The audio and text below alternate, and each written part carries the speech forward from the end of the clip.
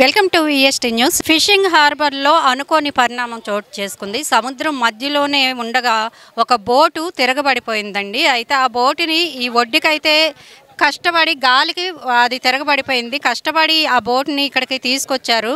అయితే ఆ బోటుని మళ్ళీ లేపడానికి ఎన్నో శతవిధాలా ప్రయత్నిస్తున్నారు. ఆ బోటు యజమాని నరసింహారావు గారు మనతో పాటు ఉన్నారు. వారితో మాట్లాడదాం. సార్ చెప్పండి, ఈ బోటు ఎప్పుడు పడిపోయింది, ఏంటి అసలు? 28వ తారీఖున మధ్యాహ్నం 2 గంటలకు వేట ముగించుకొని వస్తున్నారమ్మా. వేట ముగించుకొని తీరానికి ఇంకా 4-5 మైళ్ళ దూరంలో మాత్రం బోట్ ఉంది. ఈరోజు మేము ఎప్పుడు బోట్ వచ్చే ముందు మేము బోటు డ్రైవర్కి ఫోన్ చేస్తాం. అయితే బోట్ ఏంటి, ఎలా క్యాచ్ ఎలా ఉంది, చేపలు ఉన్నాయా లేదా రోజు కనుక్కుంటుంటాం.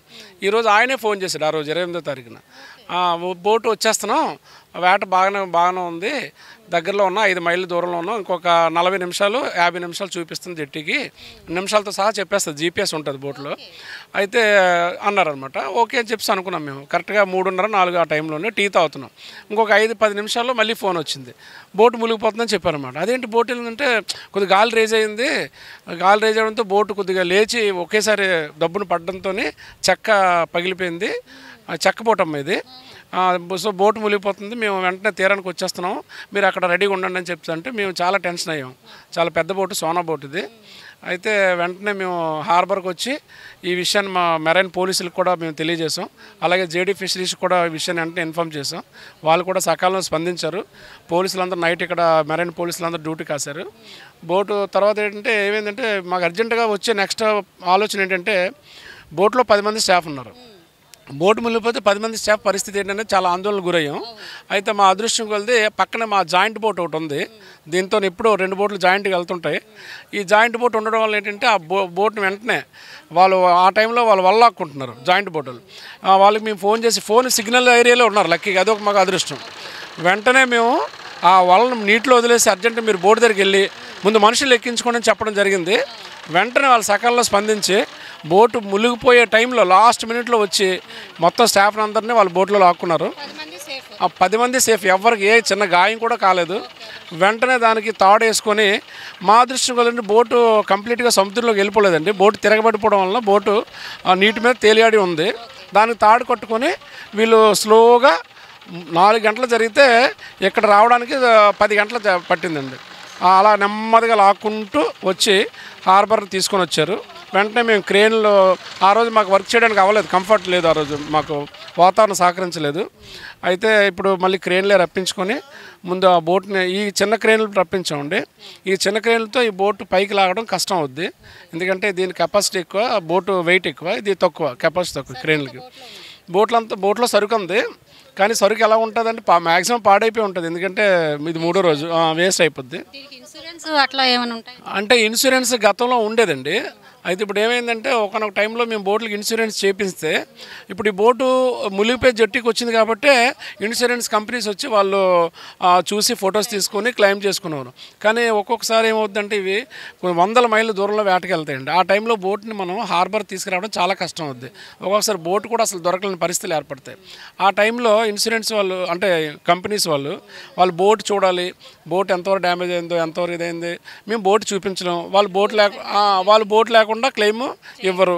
సో ఆ విధంగా మేము గతంలో కొన్ని బోట్లు మునిగిపోయి ఈవెందో మాకు ఇన్సూరెన్స్లు ఉన్నా మాకు రూపాయి కూడా రికవరీ పెట్టుకోలేని పరిస్థితులు గతంలో ఉండేవండి. దానివల్ల ఏంటంటే హార్బర్లో ఏ ఒక్క బోటుకు కూడా ఇన్సూరెన్స్ లేవు. లాస్ట్ టైం కూడా ఫైర్ యాక్సిడెంట్ జరిగేటప్పుడు ఒక్క బోటు కూడా ఇన్సూరెన్స్ లేదు. అప్పుడు వాళ్ళకే మొత్తం బోటు వల్ల నష్టపోయారు.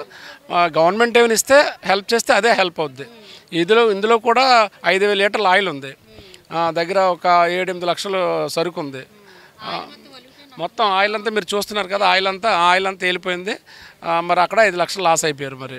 సో మళ్ళీ బయట బోటు పైకి లాగేటప్పుడు దాని రిపేర్స్ కానీ తర్వాత క్రేన్ ఛార్జెస్ అని చాలా అవుతాయి డబ్బులు. ఇప్పుడు మీరు సోనా బోట్ ఏదో చెప్పారు కదా, దీని కాస్ట్ ఎంత?